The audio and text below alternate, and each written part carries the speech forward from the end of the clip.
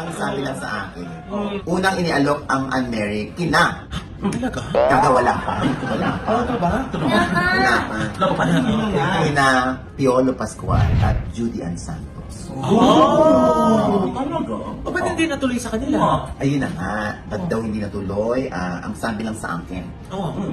Siyempre, tumanggi na yung isa, hindi na rin babagay dun sa isa. Sinong tumanggi? Ay, ayoko na magsabi. Kasi tumanggi yung isa, hindi na rin pumwede yung isa.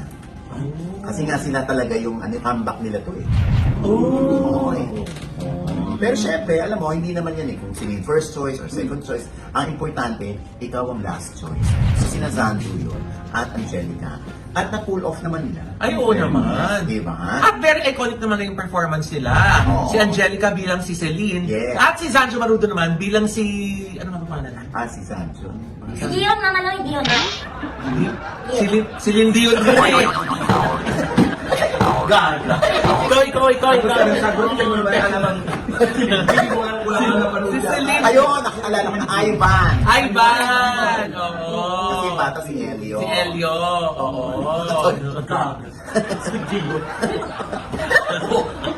Ay, nako. Singer? Alam mo, sa totoo lang, siguro one of these days or in the future, magkakasama pa rin yan si Piolo at si Juday. Hindi man dito sa Mary. Mali mo naman, di ba? May magandang concept. Oo, may magandang concept pa rin ang Quantum, ang Silico, si Atty. Joji, para matuloy lang tong Juday Piolo. Dahil marami pa rin silang fan. Ay, oo naman.